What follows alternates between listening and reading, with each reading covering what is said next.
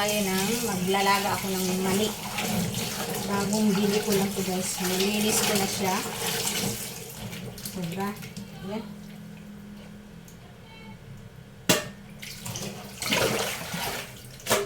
Yan. Malinis na guys.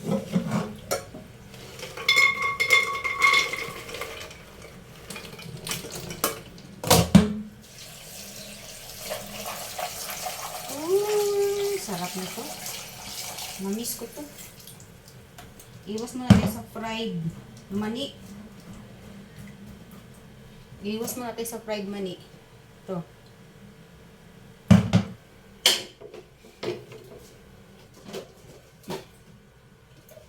Lagyan natin ng mani. Ay, mani. Asin. Timplahan natin ng asin. Para may lasa din.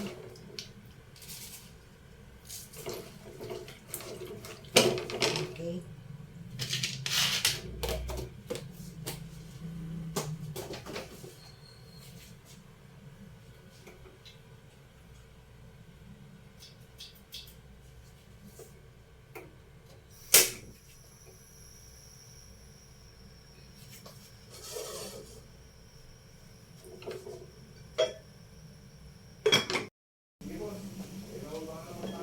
Ayan.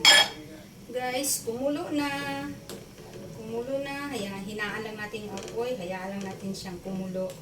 Siguro ano itong mga 10 minutes lang lutuin guys. Ayan. Bango. Tinikman ko nga ito kanina kahit hilaw pa. Diyos ko, ang sarap. Ang sarap talaga. Tikman ko lang guys kung pwede na sa 10 minutes. Or less than 10 minutes kung malambot na.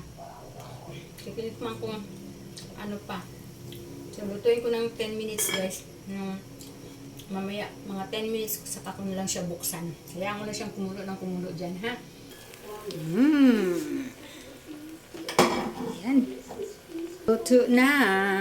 Tikman natin ulit guys. Nabawasan na yung tubig niya, oh. Luto na siguro to. Tikman natin. Okay na guys, luto na siya. So, isali na natin.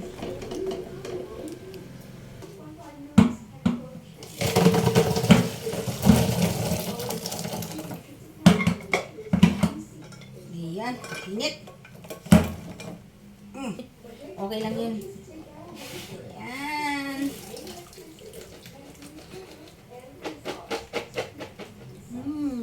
Sarap. Kalahating kilo. Lalantakan natin ito maya pa. Lamigin muna natin. Dito muna natin lagay guys. Ayan na. Hi! Mainit pa eh. Kaya may natin palamigin muna natin para bago kainin. Ayan. Yan guys.